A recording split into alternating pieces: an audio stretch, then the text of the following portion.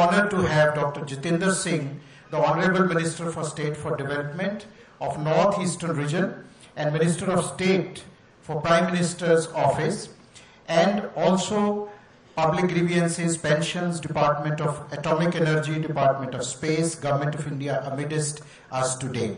As we all know, it's dream of our Prime Minister to build a peaceful and prosperous South Asia. And he made it very clear, and we were part of the Prime Minister's delegation to Kathmandu earlier last year at the SAARC summit, when he also made it very clear during interactions with us and Scwec officials that it is his dream to build a peaceful and prosperous South Asia in this neighborhood.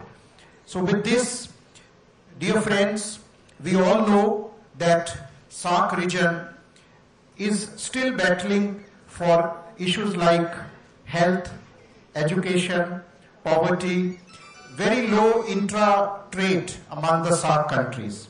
So I think in this regard, it's very important that the role of women in South Asia is very fundamental to bring this sea change, what we call the connectivity. So I think women can play a very proactive role in connecting and harnessing the vast potential in South Asia. The role of women in South Asian society have witnessed revolutionary change due to rapid industrialization, globalization, and social legislation. With the spread of education and awareness, I think women today, we have seen, shifted from kitchen to higher level of professional activities. And there is hardly any sphere of life where women are not engaged. Even entrepreneurship, which remained a male-dominated phenomena from the very early age. Even World Economic Forum have identified women entrepreneurs as the way forward.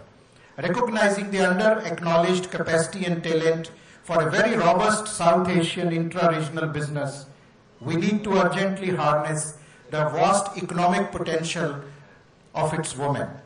Although women entrepreneurs' participation in economic affairs is growing in South Asian region rapidly, promoting women entrepreneurship through training and skill development still remains largely an unexploited and underdeveloped area. Women entrepreneurs in South Asia are handicapped in the matter of organizing and running business on account of their low level of skills and for want of financial support system.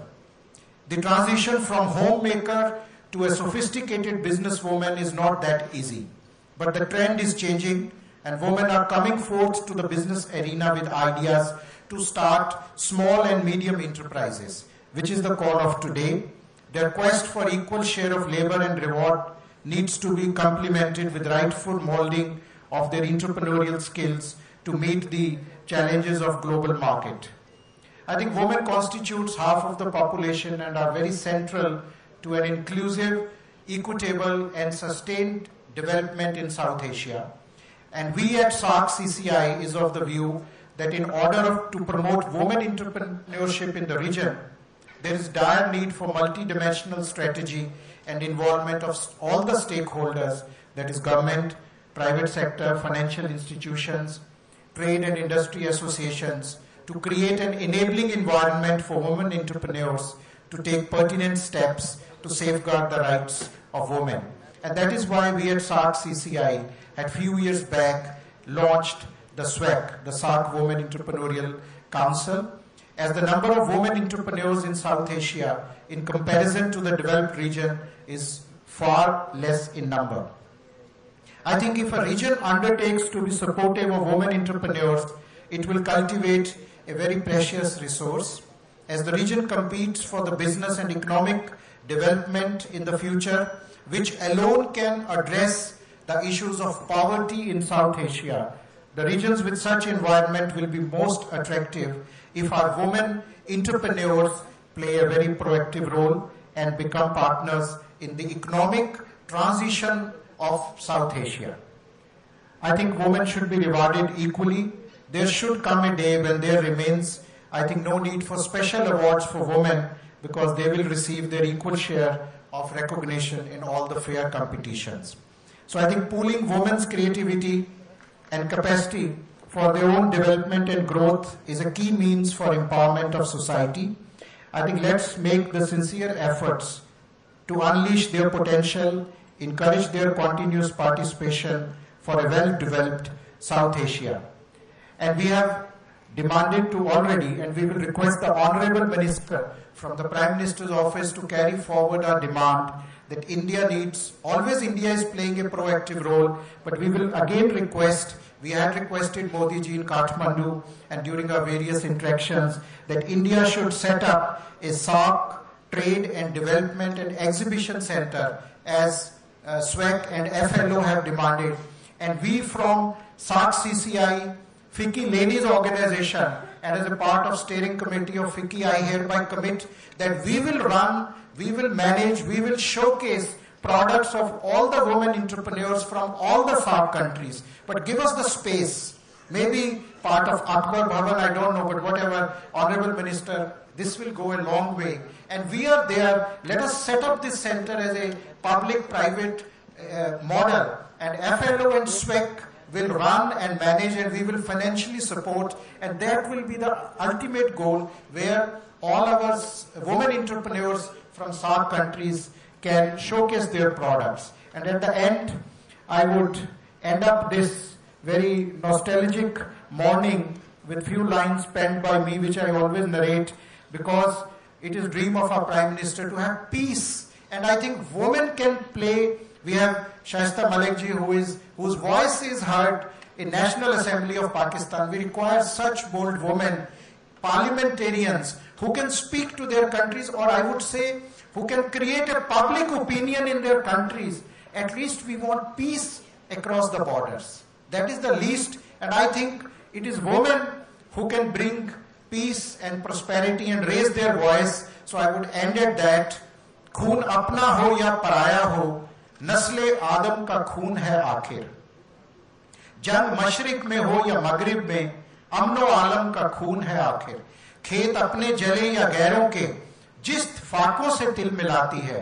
ए शरीफ इंसानों, नफरत टलती रहे तो बेहतर है. आप और हम सभी के आंगन में प्यार की शमा जलती रहे तो बेहतर है.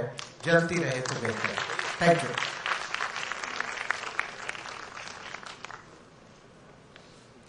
Thank you, Vikramjit Singh ji. Before I go further, I request all the awardees to be seated on the left side of the auditorium.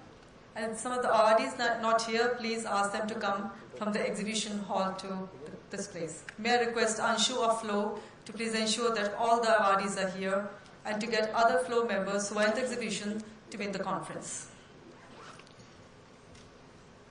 Now that we have such encouragement from the SAARC CCI, I want to acknowledge the presence of Mr. Zulfikar from Pakistan CCI, Ms. Priya Hengorani, SAARC Law, she's the Secretary General, and Mr. Sunil Dan, the eminent journalist. Now I would request Mrs. Shaista Pervez, Chairperson Scwec, to address. Mrs. Shaista Pervez is the fourth chairperson of SAARC Chambers Women Entrepreneurs Council. She assumed office in March 2014. She is the proprietor of Fashion Boutique Blossoms and the director of Akram Cotton Mills Limited, cotton spinning unit with captive power generation. A member of National Assembly of Pakistan from May 2013 to date, Secretary of Women Parliament Caucus from January. Mrs. Malik is working with community participation in government high schools under adoption scheme of Government of Punjab. She is involved in rehabilitation work in the earthquake-affected areas of northern Pakistan since 2005. Similar work done for flood-affected areas of southern Punjab, especially Muzaffargarh, including setting up of vocational centers for women empowerment. She is also associated with several educational institutions, charitable organizations, and actively involved in philanthropy, which includes microfinance, loans, family maintenance, and grants. Over to Mrs. Malik.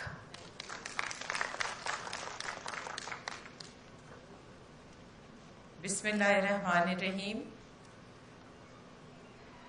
Excellencies, dignitaries, distinguished guests, ladies and gentlemen, good afternoon, namaste, and assalamu alaikum. First of all, before I share my views, I would like to recognize and commend the leadership of my predecessors in taking great initiatives to encourage women entrepreneurship in South Asia. It is because of their work as well as of the support team that the Council is now strategically positioned to lead and play an even greater role in helping women establish and run business with a much higher possibility of survival and growth. And here I would like to have a clap for all the awesome and lovely dynamic ladies who are sitting here. Let's all clap for them. Women have a critical role in every sphere of life. Muhammad Ali Jinnah, the founder father of Pakistan, said, "No struggle can ever succeed without women participating side by side with men. There are two powers in the world. One is of the sword and the other is the pen. There is a great competition and rivalry between the two. There is a third power, stronger than both, that of the woman." Ladies and gentlemen, high growth economies around the world have consistently endured that aspiring women entrepreneurs are encouraged with the help of an efficient business startup and growth support system that provides low-cost finance and technology networking and marketing opportunities, predictable and transparent legal and regulatory environment, provision of training and skill development and infrastructure necessary to innovate, operate, and grow. Education is increasingly becoming a focal point for encouraging female entrepreneurship. Education and training prepares women entrepreneurs to better understand commercial opportunities. In this regard, young female entrepreneurs should equally be supported as fully capable of developing commercial acumen. This is the presence of cultural appreciation for self-employment can churn out new enterprises at a much faster pace. I am a firm believer that women are leaders by their very nature, and I really believe in it. They perpetually face barriers of all sorts, both at home and at work, but continue to lead. For me, this is leadership. Continuing to play one's role despite all odds. Leaders are dismantling barriers to their growth and success slowly but surely in every walk of life. Lot is happening, but we need to do much more to make sure legal, regulatory, policy, and institutional barriers impeding women's access to economic opportunities is removed. In order to achieve these objectives, we should focus on a number of areas. I'll just touch them, I'll not go into detail. But closing gender differences in business in South Asia.